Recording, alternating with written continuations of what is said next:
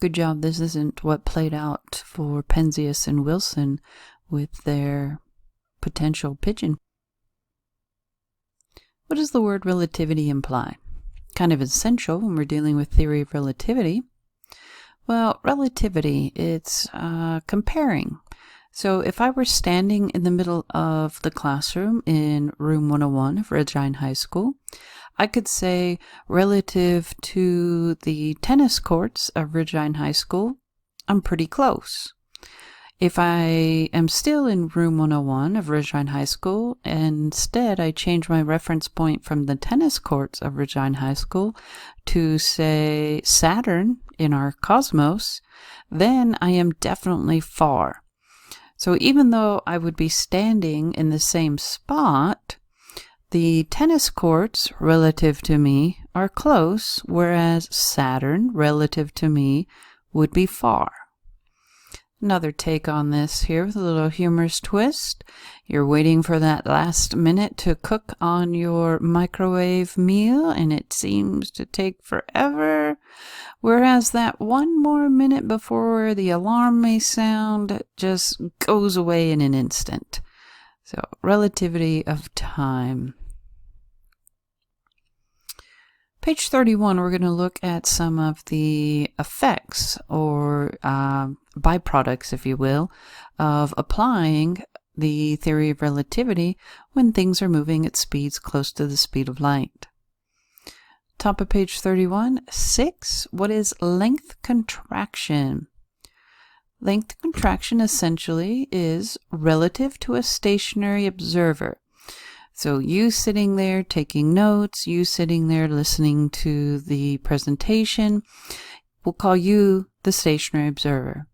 Relative to a stationary observer, an object moving at speeds close to the speed of light will appear to contract along the direction of travel. So we'll say, I'm moving. If I was moving up and down, I would appear to shorten in what we typically think of as height if I were moving upwards at speeds close to the speed of light. Now remember the first principle of the theory of relativity in that your physical description of reality is the same regardless of the constant velocity at which you travel. I remind you of that because I might be moving upwards at a speed close to the speed of light, but if I were to take a measurement of my height or my handy-dandy ruler, I would still measure that ruler to be 30 centimeters, and my height would be the same before I had started moving upwards at the speed of light, or close to. You are the relative observer. You are not moving. That's the stationary. You're not moving. You're watching me move at speeds close to the speed of light, so you would perceive me to contract or shrink along my direction of travel. So this is what we mean by relativity. So something moving at a speed of light compared to something not moving, stationary, or something stationary compared to something moving at speeds close to the speed of light. A visual representation of this length contraction. If this were the one that was moving at the speeds close to the speed of light, let's say when it was stationary, it measured a meter. If you were observing, so you're stationary and you have blonde hair, and you were to observe this meter stick moving at the speed of light or close to, you would see this length contraction. Now, since it would be moving to the right, then you're going to have the contraction appear along this dimension. Here we have the stationary observer. You now have blue trousers, green shirt, go ridgeline, and a little red ball cap. And this blimp is passing by you, traveling at 10% the speed of light. So you see a slight length contraction. Now you might be saying to yourself, well, how come I'm driving down the freeway and someone passes by me very quickly? How come I don't see that car shrink? Remember, we're talking speeds close to the speed of light. We're not talking a few tens of kilometers or miles per hour on freeways. Let's increase the speed of light to, or the speed at which we're moving, at 86.5% the speed of light. That blimp getting a little bit shorter along the direction of travel. And that 99% the speed of light, practically imperceptible. Now the captain and passengers that might be on that blimp, they're not going, we're shrinking. And then crank it up to the 99 and 99/100% of the speed of light. It is just the blimp but a blip, just barely perceptible, passing by as it travels very close to the speed of light. That's length contraction. Now let's recall, if the blimp were to be moving in the direction upwards, we would see this dimension from top to bottom shrinking, and the width would stay the same. So that length contraction occurs along the direction of travel. All right, what is time dilation or dilation or dilatation? Heard it pronounced many different ways. I often will just say time dilation.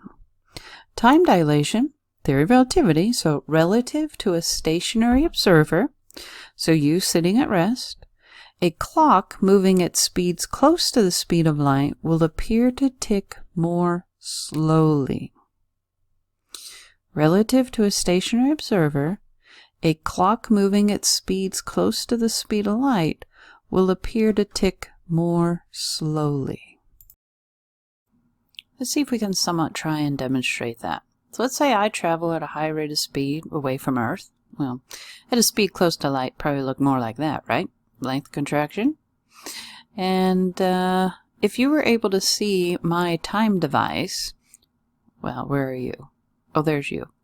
If you could see my time device, you would look upon my watch and you would see time tick by more slowly. And if I could over here look at you and look at your time, I would see your time tick by more quickly. In fact, I'd even see the Earth spinning much faster through the days.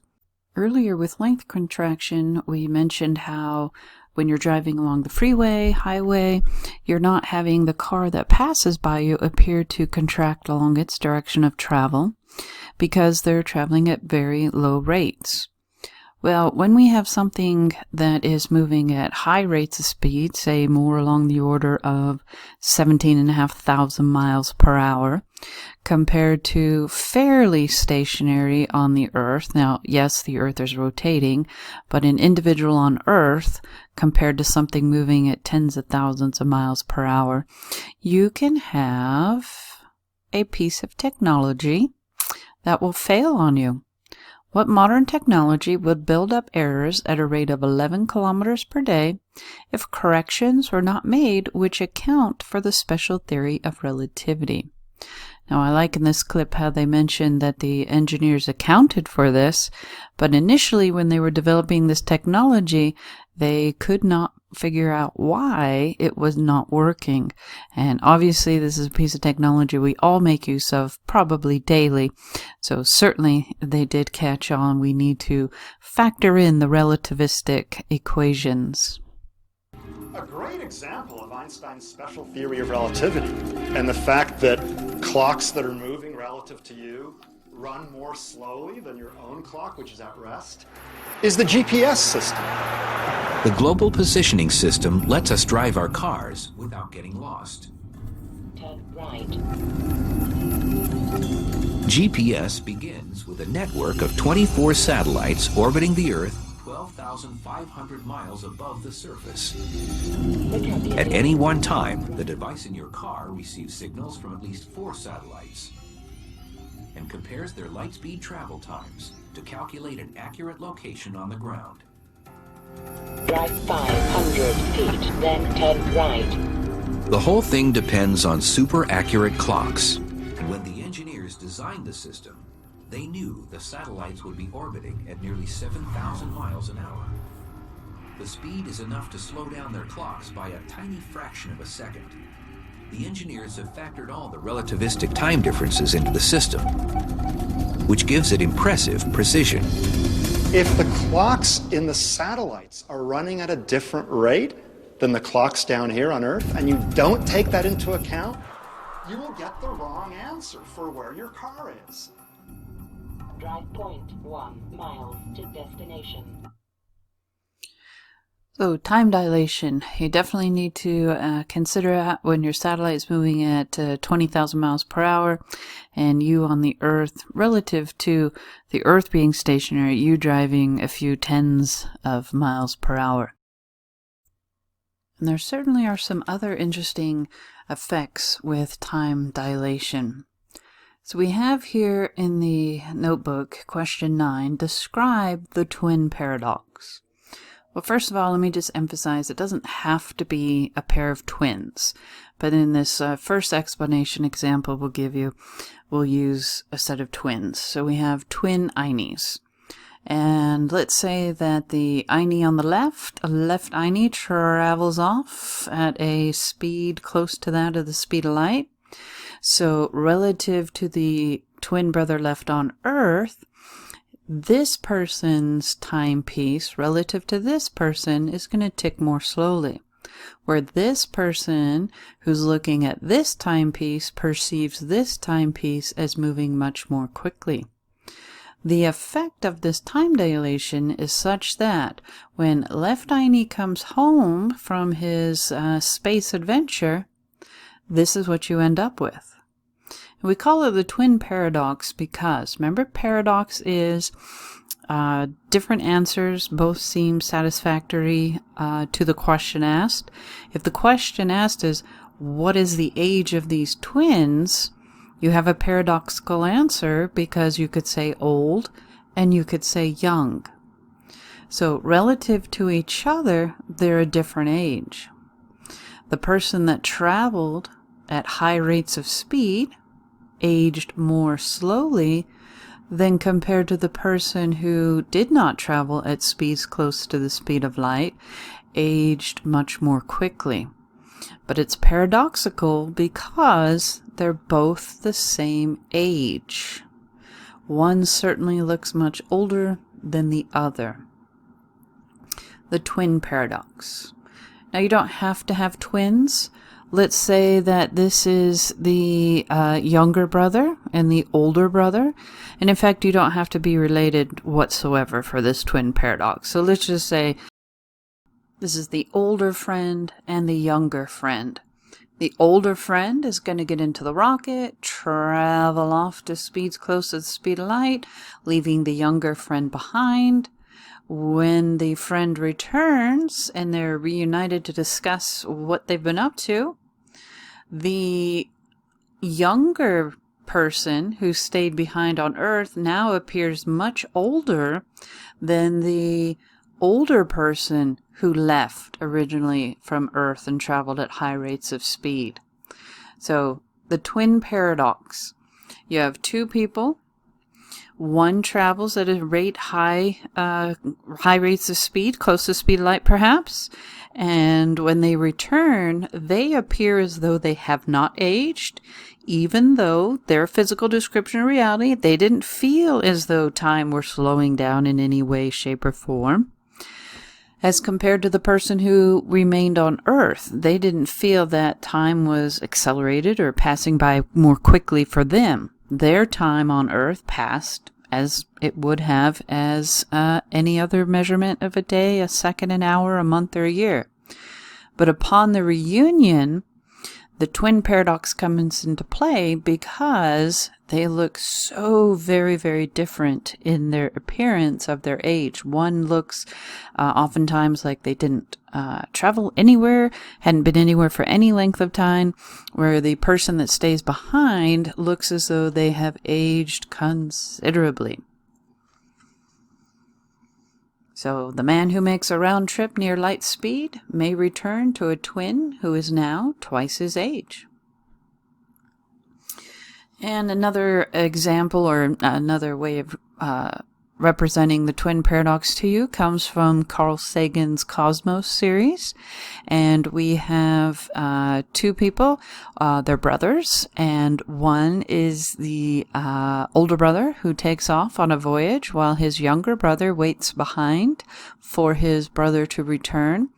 And Use your imagination, because the vehicle that's traveling at these high rates of speed, my friends, it's a moped. Now, Paolo leaves for a short tour of the countryside. He experiences something even stranger. Everything he can see is squeezed into a moving window just ahead of him, blue shifted at the center, red shifted at the edges. To a passerby, Paolo appears blue shifted when approaching, red shifted when receding.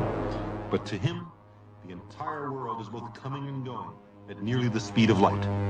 Roadside houses and trees that he's already gone past still appear to him at the edge of his forward field of view, but distorted and red shifted. When he slows down, everything again looks normal. Only very close to the speed of light does the visible world get squeezed into a kind of tunnel. You would really see these distortions if you could travel near the speed of light. Someday, perhaps, interstellar navigators will take their bearings on stars behind them, whose images have all crowded together on the forward view screen. The most bizarre aspect of traveling near the speed of light is that time slows down. All clocks, mechanical and biological, tick more slowly near the speed of light. But stationary clocks tick at their usual rate. If we travel close to light speed, we age more slowly than those we left behind.